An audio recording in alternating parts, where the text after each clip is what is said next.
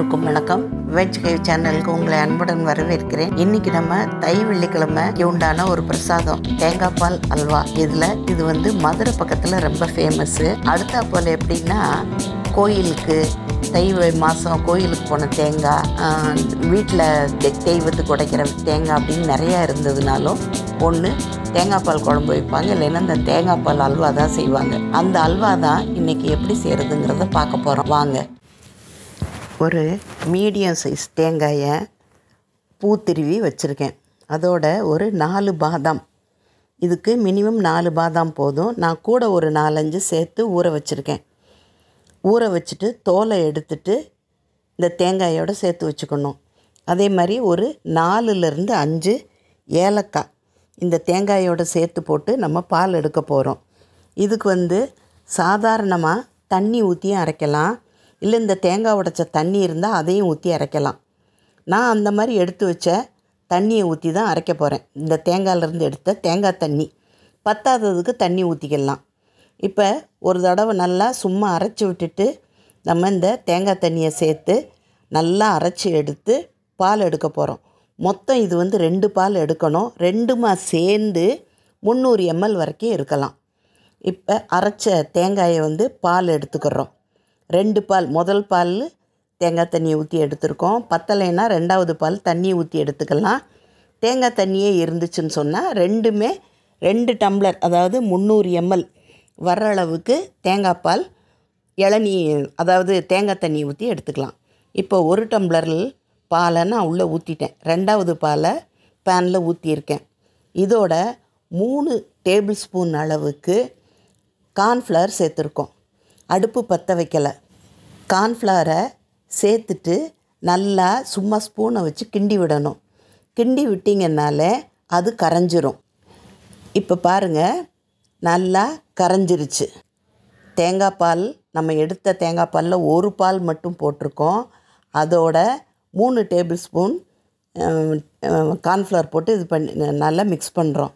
இது இல்லாமல் இந்த பால் நம்ம முதல்ல எடுத்தோம்ல, கார்ன்ஃப்ளவர் மிக்ஸ் பண்ணுறதுக்கு முன்னால் வாய்ப்புண் வயிற்றுப்புண்ணு இருக்கிறவங்க அந்த பாலையை நல்லா குடிச்சிங்கனாலே அது நல்ல மருந்து. இப்போ 2வது டம்ளர் பாலையும் நம்ம சேர்த்து விட்டுட்டோம். இன்னும் அடுப்பு பற்ற வைக்கலை. இதை நல்லா ஒன்று சேர்த்துட்டு கட்டி இல்லாமல், கட்டி வராது, நல்லா கரைச்சி விட்டுட்டு அதுக்கப்புறமேல் அடுப்பை பற்ற வச்சு நம்ம மீடியம் ஃப்ளேமில் வச்சு கிண்டணும். நிறையா ஃப்ளேமை வந்து நல்லா ஒசத்தி வச்சிட்டோன்னு சொன்னால் கலர் மாறிடும். இந்த மாதிரி வெள்ளையாக வராது.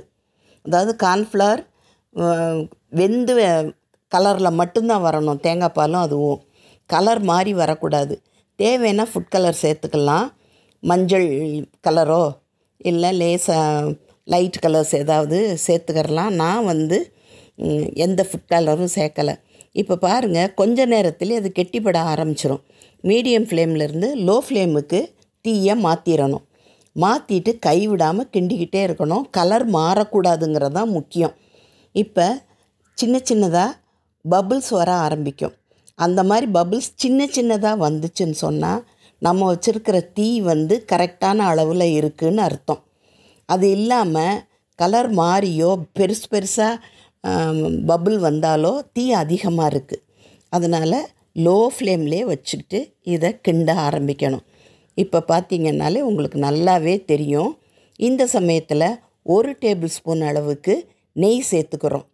நெய்யை சேர்த்து நல்லா அடி பிடிக்காமல் கிண்டி விடுறோம். இப்போ பார்த்திங்கனாலும் உங்களுக்கு தெரியும், நல்லா நெய் விட்ட உடனே நல்லா சுருண்டு வர ஆரம்பிக்குது. அதாவது உருண்டு வர்றதுக்கு ஆரம்பிக்குது பாருங்கள். வட்டமாக அப்படியே நல்லா ஒட்டாமல் வருது. சைடில் இருக்கிறது எல்லாத்தையும் நல்லா வலிச்சு விட்டுட்டு நம்ம சேர்த்துக்கணும். இப்போ 1/2 கப் அளவுக்கு சுகர் இதோடு சேர்த்துக்கலாம். சுகர் சேர்த்திங்கன்னா தான் இது நல்லா டேஸ்ட்டாக இருக்கும். நாட்டு சக்கரை வெல்லம் போட்டு செய்திங்கன்னா கொஞ்சம் வித்தியாசமான சுவையில் இருக்கும். நல்லா தான் இருக்கும். ஆனால் சுகர் வந்து தேங்காய் பால் அல்வாவுக்கு ரொம்ப நல்லாயிருக்கும். நீங்கள் 2மே செய்து பாருங்கள். உங்கள் குடும்பத்துக்கு எது பிடிச்சிருக்கோ அது மாதிரி நீங்கள் அடுத்த தடவை மாறிக்கிறலாம். இப்போ சுகர் நல்லா கரைஞ்சி வந்துருச்சு.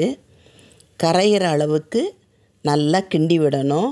தேவைப்பட்டால் கொஞ்சமாக நெய் சேர்த்துக்கலாம். இது மொத்தமாக இதுக்கு 1/4 கப்புக்கும் குறைவாக தான் நெய் பிடிக்கும். இதுக்கு ஏன்னா தேங்காய் பால்லையே கொஞ்சம் எண்ணெய் பசை இருக்கும் இல்லையா. எனக்கு என்னவோ இது சரியாக வேகலை, இன்னும் கொஞ்சம் வெந்தால் நல்லா இருக்குன்னு தோணுச்சு. அதனால் ஒரு 1/4 கப் அளவுக்கு தண்ணி இல்லை தேங்காய் தண்ணி இருந்தால் அதை கூட நீங்கள் ஊற்றிக்கிடலாம்.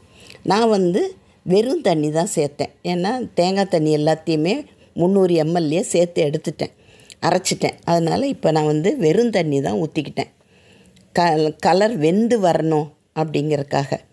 இப்போ 3வது தடவையாக கொஞ்சம் போல் 1 டீஸ்பூன் அளவுக்கு நெய் சேர்த்துட்டேன்.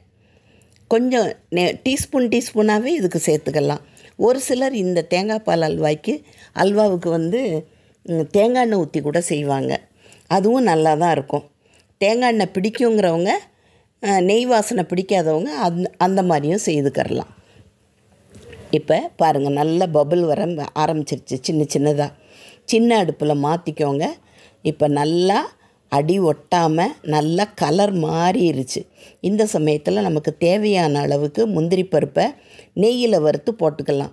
தேங்காய் எண்ணெயில் செய்கிறவங்க தேங்காய் எண்ணெயில் வறுத்து போட்டுக்கோங்க. இல்லை இந்த அளவுக்கு மட்டும் நெய் சேர்க்குறதுனால சேர்த்துக்கலாம், நம்ம விருப்பம்தான் அது.